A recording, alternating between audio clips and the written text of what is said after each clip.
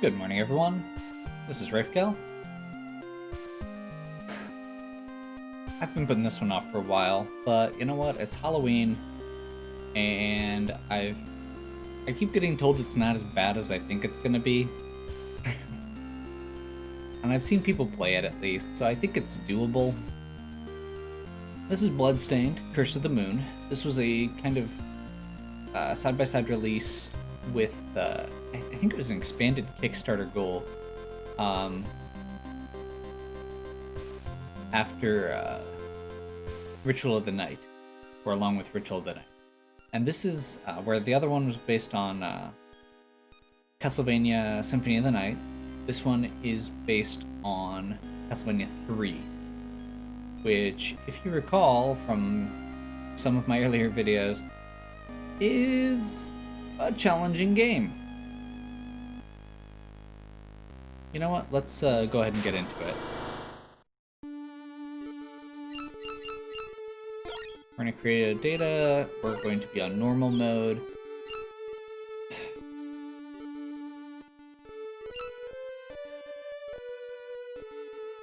And you know what? I don't want to stress about this, so we're going to play through the first time on casual.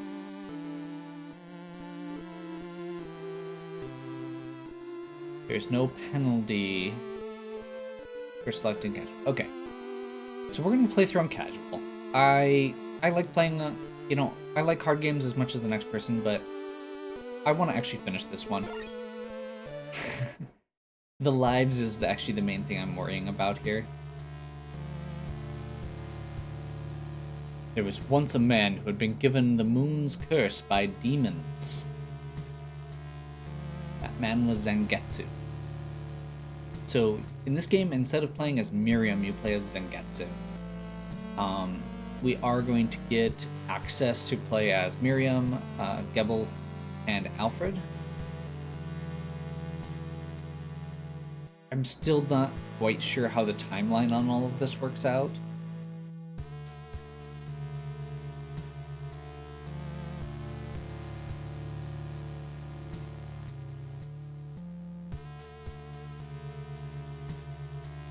Swore to eradicate all demons, no matter how much of a threat they posed.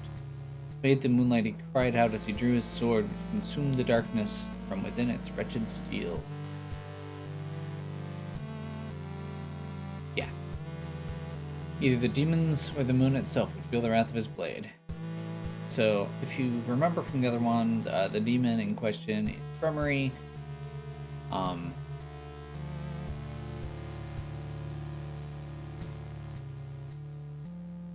Which hides in the moon, like, do the thing. Apparently if I push the button it goes faster. Whoops. So right away, this is blatantly NES-style graphics, late NES-style graphics. Reminds me a lot of... obviously in addition to Castlevania 3, is very reminiscent of The Messenger. We can already see up there the branching paths in this game.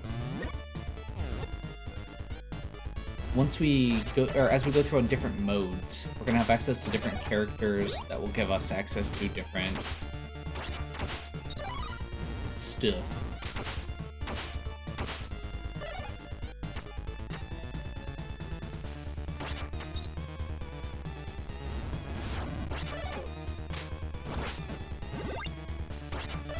So one of the big changes from Castlevania is the enemies can drop health.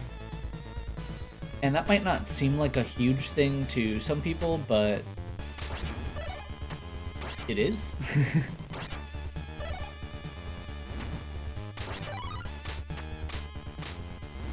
Okay, that's another one where depending on which characters you have access to different stuff.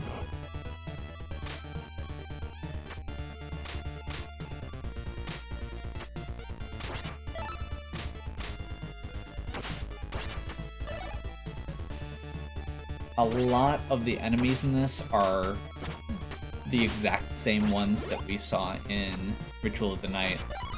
Like,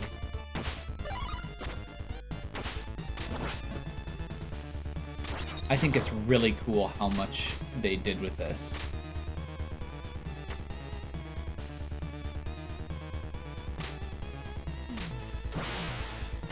Oh, hey, sub-weapons.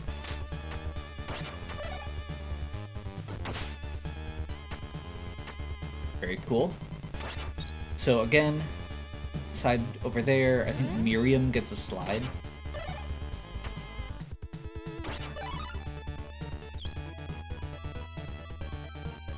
Sub-weapons, yep. If I destroy lamps, I can get magic potions to restore weapon points. Different colored lamps contain various sub-weapons. Okay, so this one gives a chain whip.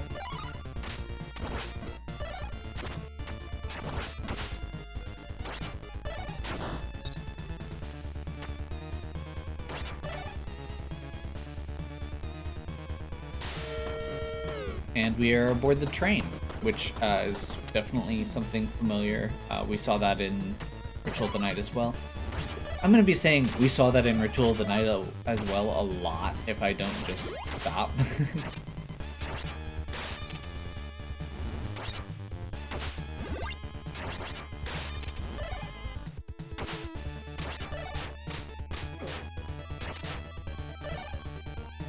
Okay.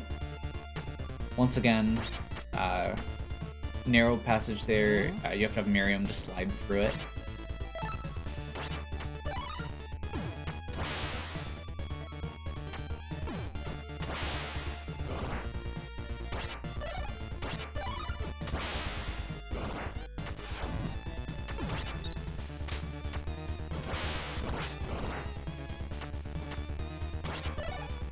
This does have the Castlevania jumps still.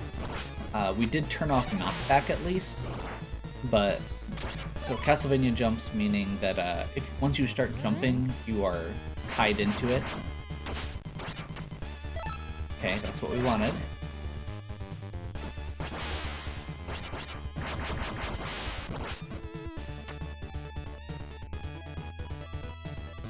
So, for example, if you jump up and then hold right, it does not work. You have to be moving right on the ground before you jump.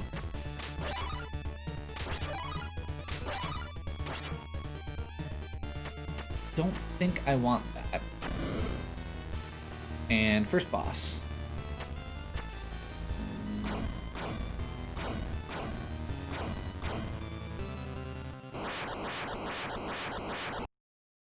Maybe I did want that.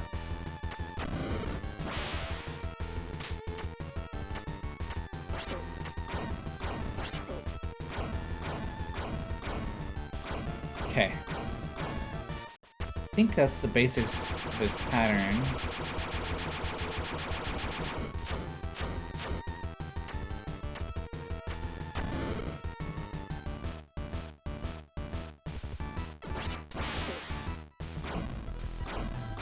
That was it's kind of awkward. I was kind of hoping the sub-weapon would land on his face.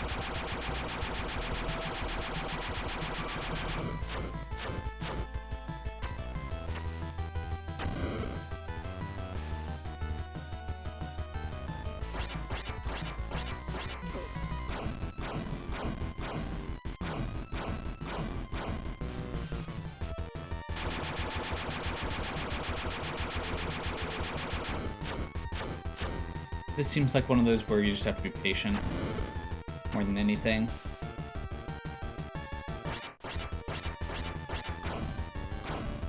You can see the smoke effects there. He's starting to take damage, or he's starting to be damaged, so...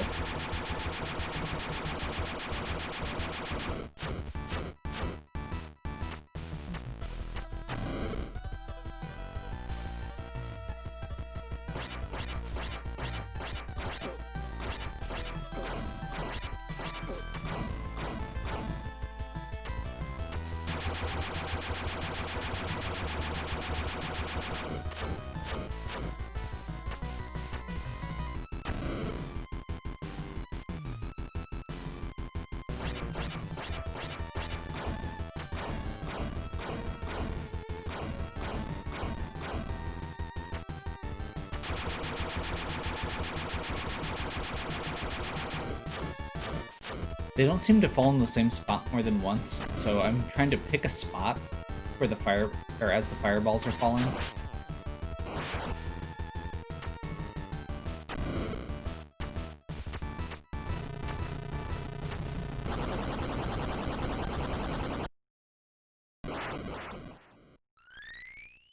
Random thing. All of these bosses seem to have a post-battle explosion. So, like, in that case, it was the beam.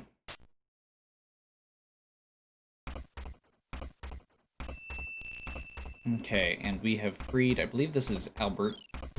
Nope, Miriam. Thank you for saving me. It was the demon's power you used to seal that... Or was it the demon's power you used to seal that beast? You're a shardbinder.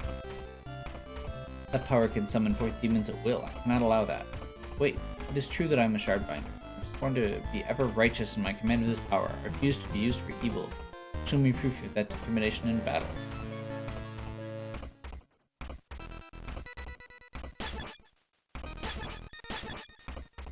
So, as you can see here, each character has their own life meter. Miriam can jump higher and can slide, and has different sub-weapons and a whip. Hey, that's what it just told me. I think in the interest of simplicity... Yeah, you know what? Let's try and do 2 stages per run. I think, let's see, 1, 2, 3, 4, 5... I'm not sure how many stages there are. Maybe I should have checked that. One other thing is whoever you hit with is the one who you get the weapon for. So in this case, there were 2 different options.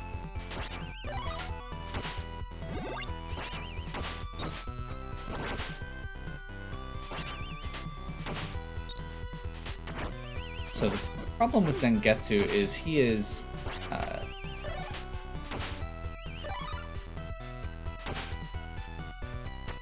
he has very short range, is the biggest problem for him.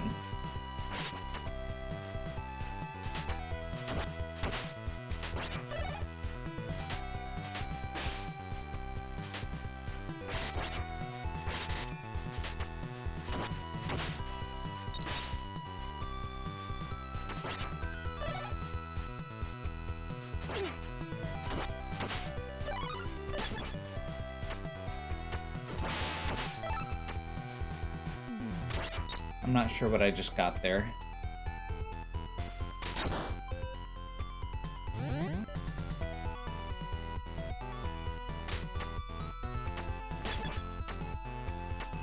So, once again, here you can see the difference. We can't get over this path with Miriam. You actually can choose whether you want to take your allies or not, and if you didn't take Miriam, you have to take the lower path there. But since we did, we can go this way. And I think it's a shortcut. I think you get to skip a section that way.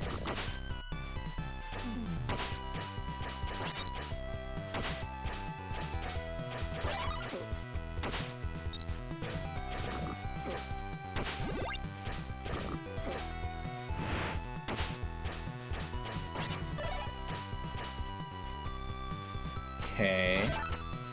Not sure what that did.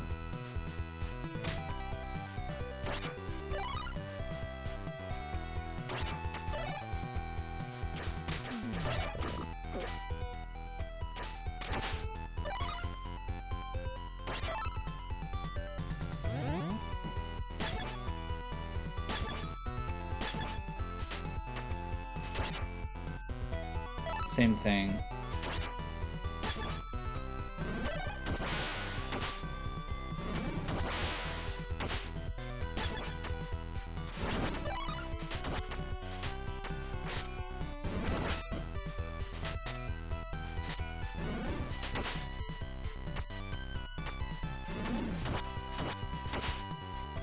I think Zangetsu technically hits harder as well.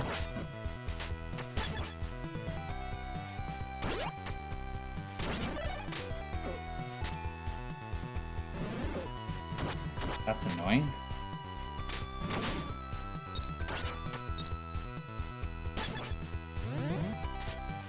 So in this case, we actually want to preserve our health by running as Miriam. We want to switch over to a straight dagger here, maybe.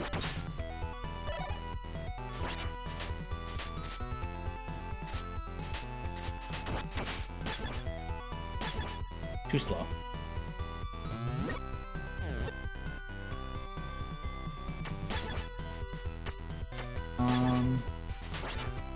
We'll go for the up throw daggers.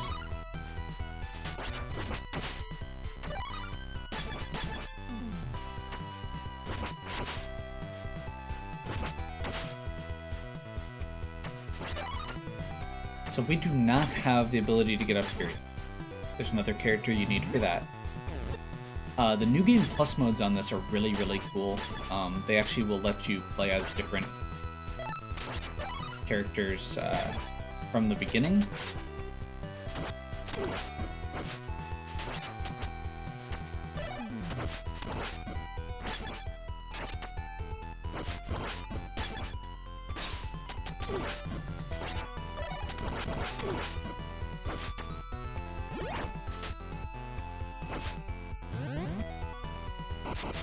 Ice Caverns. Okay, so this is one of the coolest weapons that I remember from watching people play through this. That is not what I was trying to do.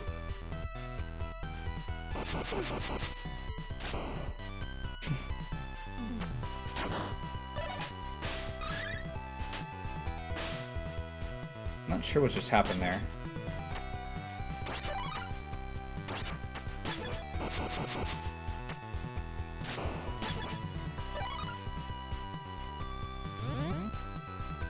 Okay, we need some health right now. We're gonna go Miriam first. We got rid of both of our long-range attacks, unfortunately.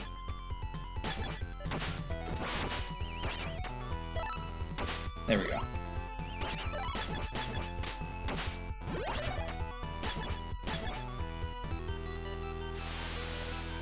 Boss time.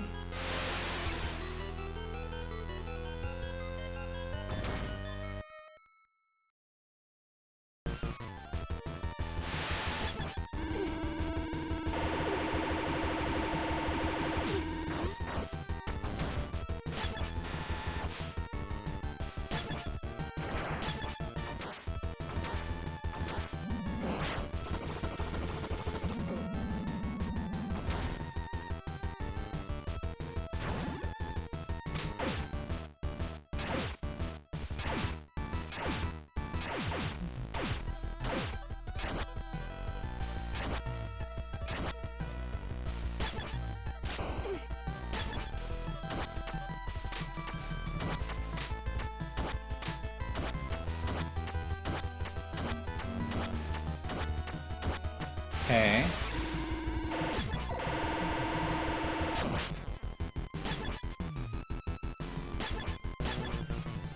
So he's assuming he's done and going into his like suicide dive now.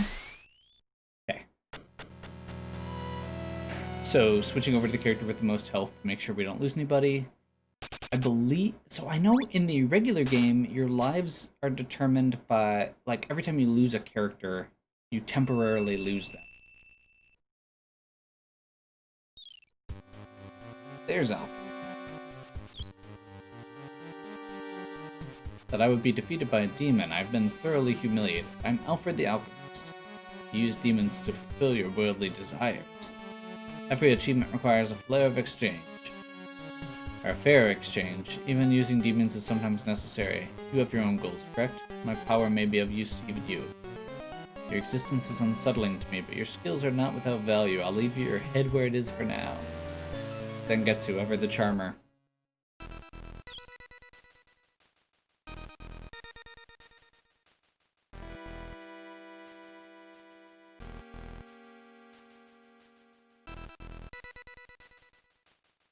If I ever come to a fork in the road where I can't determine the shortcut, I'll follow the remains of fallen adventurers to lead me in the right direction.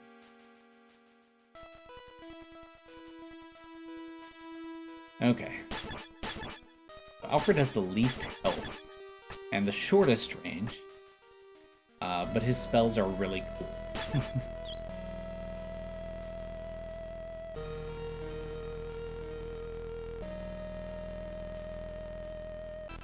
Let's see. So I think we're going to go ahead and wrap our first episode here.